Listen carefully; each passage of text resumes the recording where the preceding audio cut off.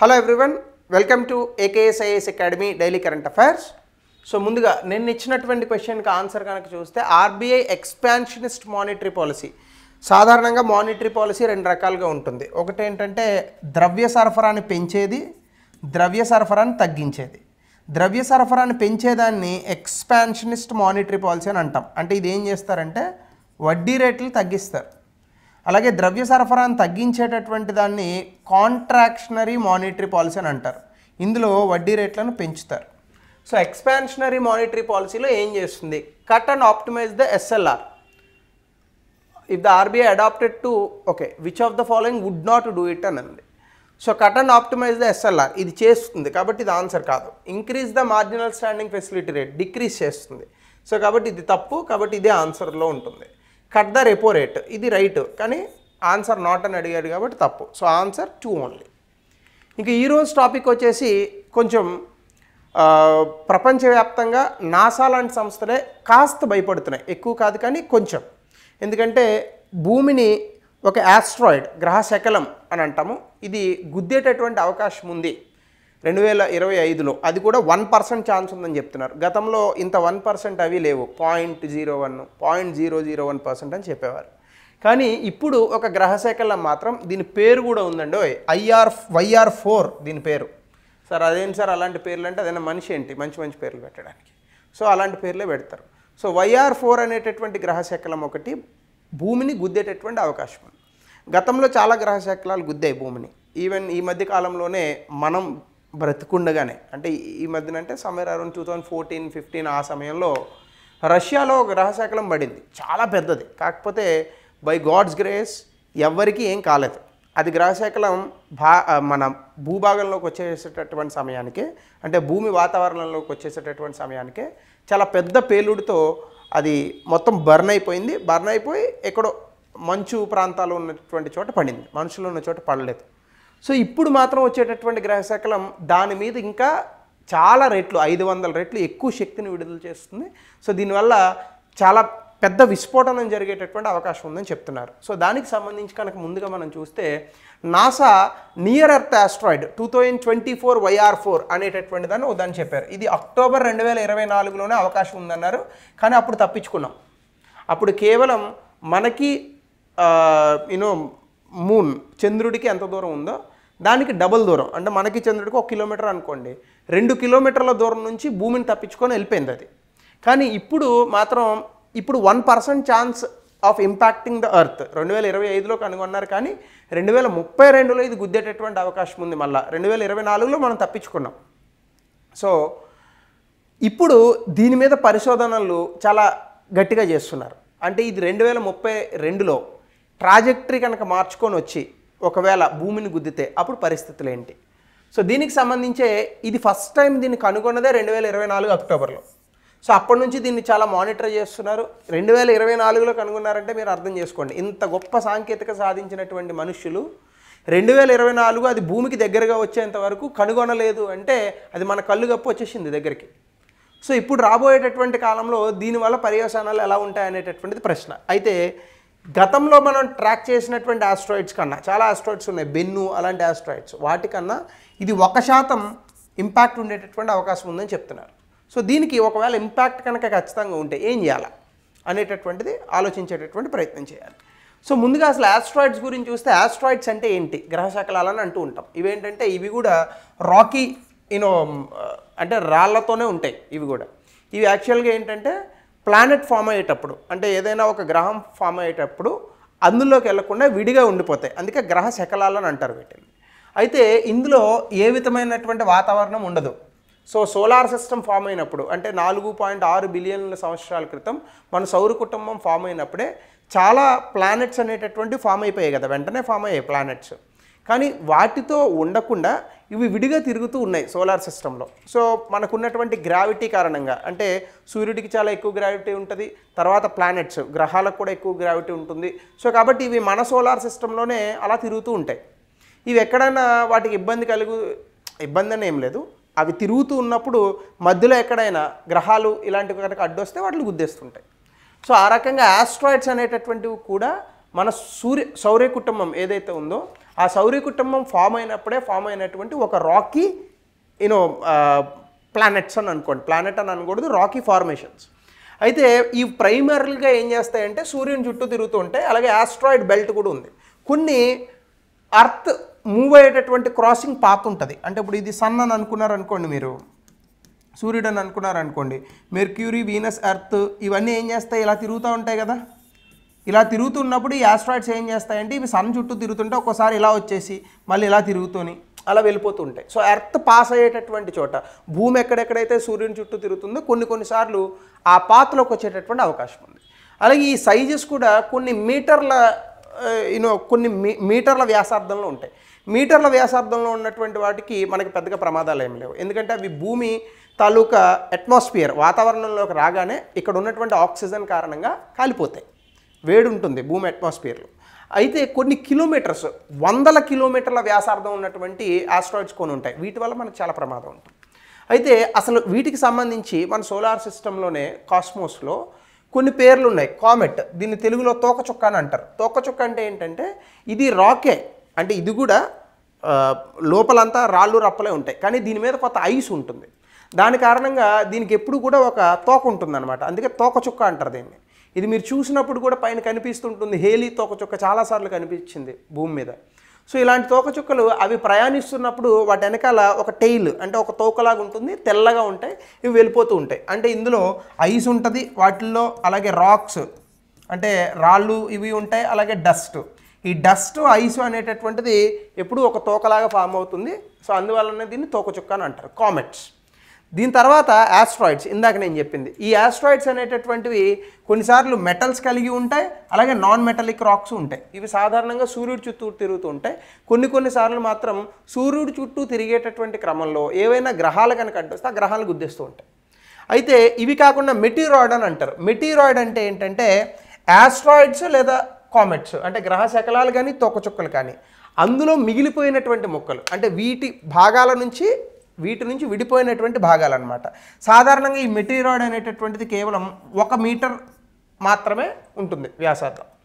So ఇవి సాధారణంగా భూమి లేదా ఇతర గ్రహాల తాలూకా అట్మాస్ఫియర్లోకి ఎక్కడైనా ఎంటర్ అయితే మిగతా గ్రహాలకి అట్మాస్ఫియర్ లేదు కాబట్టి కాలిపోతూ ఉంటాయి. సో మనకి సాధారణంగా రాత్రిపూట్లు కనిపిస్తూ ఉంటాయి. మెటీరాయిడ్స్ చాలా ఉంటాయి, కొన్ని కోట్లలో ఉంటాయి.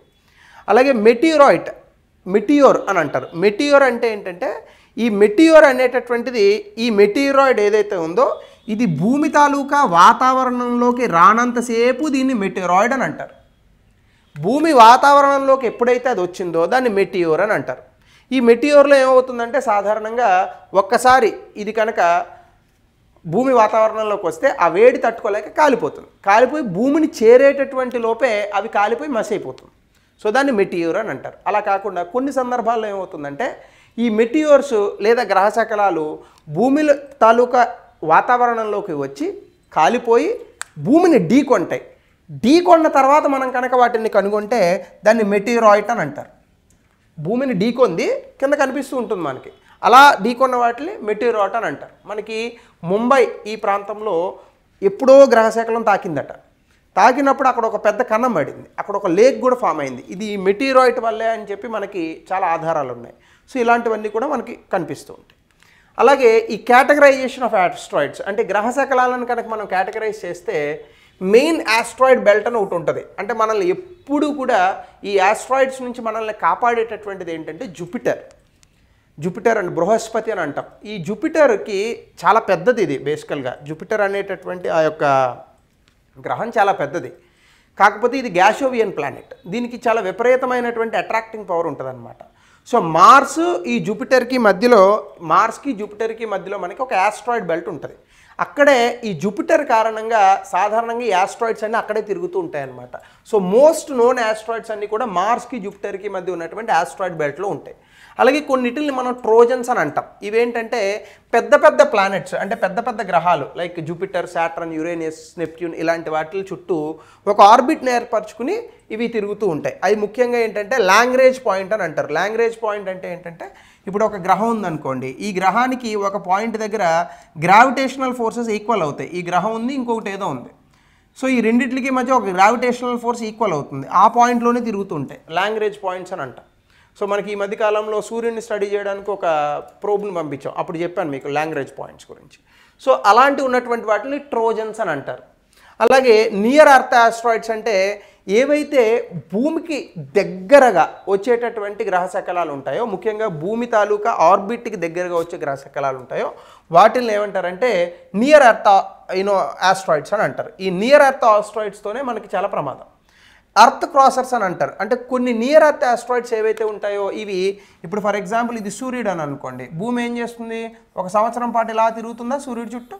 ఈ సూర్యుడి చుట్టూ తిరిగేటటువంటి ఈ ఆర్బిట్ ఉంది కదా, ఈ ఆర్బిట్ని బీట్ చేస్తే ఇలా వెళ్తుంది ఆస్ట్రాయిడ్. సో అలాంటి వాటిని అర్త్ క్రాస్ ఓవర్స్ అని అంటాం. ఏమంటాం? అర్త్ క్రాస్ ఓవర్స్ అని అంటాం. అంటే ఇప్పుడు చెప్పినటువంటి YR4 earth cross over near earth asteroid అనమాట. సో దీనివల్ల ప్రమాదాలు అనేటటువంటి ఉంటాయి. అయితే ఆస్ట్రాయిడ్ కొలిజన్స్ ఫ్రీక్వెన్సీని కనుక మీరు చూస్తే సాధారణంగా చిన్న చిన్న గ్రహ శకలాలతో మనకి పెద్దగా ప్రాబ్లం ఉండదు, ఎందుకంటే అవి భూమి వాతావరణాన్ని చేరి భూమిని చేరేలోపే బర్న్ అయిపోతాయి. అలాగే లార్జ్ ఆస్ట్రాయిడ్స్ చాలా అకేషనల్గా కొన్నిసార్లు మాత్రమే భూమిని చేరేటటువంటి అవకాశం ఉంటుంది. గ్లోబల్ స్కేల్ ఇంపాక్ట్స్ కొన్నిసార్లు మాత్రము ప్రతి 260 మిలియన్ల సంవత్సరాలకు ఒకసారి. సో 260 మిలియన్లు అంటే ఎంత అండి? 260 మిలియన్లు అంటే 26 కోట్ల సంవత్సరాలకు ఒక్కొక్కసారి పెద్ద పెద్ద ఆస్ట్రాయిడ్స్ భూమిని గుద్దేటటువంటి అవకాశం ఉందని నాసా లాంటి వాళ్ళు చెప్తున్నారు. గతంలో డైనోసార్స్ భూమి మీద జీవించేటప్పుడు ఇలా ఆస్ట్రాయిడ్ గుద్దడం వల్లే డైనోసార్లు చనిపోయారని మనకు ఒక థియరీ ఉంది. దీన్ని చాలామంది విమర్శకులు విమర్శించారు కూడా. సో అట్లా మనకి చిక్స్కులబ్ అనేటటువంటి ఒక ఇంపాక్ట్, అంటే ఆ ఆస్ట్రాయిడ్ మెక్సికో ప్రాంతంలో జరిగిందంట. దీని కారణంగా డైనోసార్స్ చనిపోయాయి. డైనోసార్స్తో పాటు చాలామంది డైనోసార్స్ చనిపోయింది చెప్తారు, కానీ భూమి మీద ఉన్నటువంటి 75% ప్రాణులు పూర్తి స్థాయిలో నశించాయట ఈ ఆస్ట్రాయిడ్ కుదరడం వల్ల. సో అప్పుడు ఉన్నటువంటి పరిస్థితులు మనకు తెలియదు, ఎందుకంటే అప్పుడు మనిషి పుట్టలేదు. డైనోసార్స్ పుట్టేటటువంటి నాటికి 260 మిలియన్ సంవత్సరాలు అంటే 26 కోట్ల సంవత్సరాలు. మనిషి పుట్టే 2 లక్షల సంవత్సరాలు కాలేదు. సో కాబట్టి ఇలాంటి పాయింట్స్ని గ్లోబల్ స్కేల్ ఇంపాక్ట్ అని అంటారు. అయితే ఇప్పుడు చెప్తున్నటువంటి YR4ని గ్లోబల్ స్కేల్ ఇంపాక్ట్గా చెప్తున్నారు నాసా వాళ్ళు. సో మరి ఇలాంటి వాటి నుంచి కాపాడడానికి మనం ఏం చేస్తున్నామంటే నాసా ఇంకా ఇతర space agencies planetary defence mechanisms అని కొన్నిటిని తీసుకొచ్చారు. అంటే ఇప్పుడు ఫర్ ఎగ్జాంపుల్ ఆ ఆస్ట్రాయిడ్ వచ్చేస్తుంటే దాన్ని ఏదైనా న్యూక్లియర్ వెపన్తో గుద్దేసి మస్ట్ చేసేయడం, ఇలాంటి ప్లాన్స్ ఉంటాయి. అవి భూమి వాతావరణంలో చేయలేం, మళ్ళీ భూమి వాతావరణానికి బయటనే చేయాలి. సో కాబట్టి ఆ రకంగా డార్ట్ మిషన్ అని ఒకటి ఉంది. డార్ట్ మిషన్ ఇది ఏంటంటే మనకి డిమోర్ఫోస్ అని గతంలో ఒక ఆస్ట్రాయిడ్ ఇట్లానే మనకి భూమిని గుద్దడానికి వచ్చింది. అప్పుడు ఏం చేశారంటే మనకున్నటువంటి ఎక్విప్మెంట్ని ఉపయోగించి దాని తాలూకా ట్రాజెక్టరీని మారుస్తారు. మీకు సాధారణంగా స్పేస్లో ఏమవుతుందంటే మనమంతా కూడా న్యూటన్ ఫస్ట్లో ఇవన్నీ చదువుకుంటాం కదా, law of inertia. So first of all మనం ఏదైనా ఒక ఎక్స్టర్నల్ ఫోర్స్ అప్లై చేస్తే తప్ప స్పేస్లో ఉన్నటువంటి ఏ ఆబ్జెక్ట్ని మనం కదల్చలేం. సో అలా మనకున్నటువంటి ఎక్విప్మెంట్స్తో ఈ డిమోర్ఫస్ అనేటటువంటి ఒక ఆస్ట్రాయిడ్ని కదిలించారు. దీని కారణంగా ఏమైందంటే అది భూమిని గుద్దకుండా వేరే మార్గంలో వెళ్ళిపోయింది. సో ఇది సక్సెస్ఫుల్ అయినారు. ఇది డార్ట్ మిషన్ 2022, మీరు కావాలంటే యూట్యూబ్లో ఉంటుంది, చూసుకోండి. సో ఇలాంటి వాటి మీద ఇంకా చాలా డిటెక్షన్స్ చేస్తున్నారు, ఇంకా రీసెర్చ్లు జరుగుతున్నాయి. అంటే ఎలా డిటెక్ట్ చేయాలి, ఇప్పుడు మన కళ్ళు కప్పు వచ్చింది ఈ YR4 అనేటటువంటిది. సో దీన్ని ఎట్లా డిటెక్ట్ చేయాలి, ట్రాకింగ్ ఎట్లా చేయాలి, అది భూమిని గుద్దకుండా ప్రివెన్షన్ ఎట్లా చేయాలి, ఇట్లాంటివన్నీ ఆలోచిస్తూ ఉంటారు నాసా వాళ్ళు. సో ఈ YR4 గురించి కనుక మీరు చూస్తే ఈ ఆస్ట్రాయిడ్ అక్టోబర్లోనే గుర్తించారు, బట్ డిసెంబర్లో దీన్ని పూర్తి స్థాయిలో ప్రజలకు తెలపడం అనేటటువంటి జరిగింది. ఈ దాదాపుగా భూమి నుంచి 8 లక్షల కిలోమీటర్ల దూరంలో వెళ్ళింది. మీరు అనుకోవచ్చు సార్ 8 లక్షల కిలోమీటర్లు అంటే బాగా దూరం కదండి అని. స్పేస్లో అట్లా ఉండదు. స్పేస్లో అది చాలా దగ్గర, మనం ఎట్లా అంగుళం ఎట్లా పెడతామో అంత దూరం. సో అంత దూరంలో ఇది చాలా తప్పించుకొని వెళ్ళింది. అయితే ఇది ఏప్రిల్ 2025 వరకు కూడా మనకు కనిపిస్తుందంట. మనకు కనిపిస్తుందంటే ఇట్లా పైకి చూస్తే కాదు, ఇవి ఉంటాయి కదా, టెలిస్కోప్లు పెట్టుకొని చూడాలి. అలాగే ఇది మళ్ళీ 2028లో మనకి దగ్గరగా వచ్చేటటువంటి అవకాశం ఉందని చెప్తున్నారు. అయితే నాసా దీన్ని ఏం చెప్తుందంటే ఇది లెవెల్ 3లో ఉంది, టోరినో స్కేల్ అని అంటారు దీన్ని అని చెప్తుంది నాసా. అంటే లెవెల్స్ పెరిగే కొలది మనకి ప్రాబ్లమ్స్ పెరుగుతాయి, రిస్క్ పెరుగుతుంది. అలాగే లోకలైజ్డ్ డిస్క్రిప్షన్ అంటే ఏంటి, భూమి మొత్తం ఏమీ డైనోసార్లు గుద్దినట్టుగా నాశనం అవ్వకపోవచ్చు, కానీ ఇది ఏ ప్రాంతంలో పడుతుందో ఆ ప్రాంతం మాత్రం చాలా ఎక్కువగా నాశనం అయ్యేటటువంటి అవకాశం ఉందని నాసా చెప్తుంది. అది ఇప్పుడు ఏ ప్రాంతం అనేది ఎవరికి తెలియదు. అది భూమి లోపలికి వచ్చిన తర్వాత అది వెళ్ళేటటువంటి మార్గాన్ని బట్టి అది ఆధారపడి ఉంటుంది. అలాగే ఈ టోరినో స్కేల్ అనేటటువంటి దాన్ని ఇంటర్నేషనల్ ఆస్ట్రానామికల్ యూనియన్ 1999లో తీసుకుంది. ఇదేంటంటే ఆస్ట్రాయిడ్ అనేటటువంటిది, అంటే గ్రహ శకలం కనుక భూమిని గుద్దేటటువంటి పాసిబిలిటీ ఉంటే దాన్ని 0 to 10 స్కేల్లో చెప్తారు. 0 అంటే ఏం కాదు, 10 అంతా మొత్తం.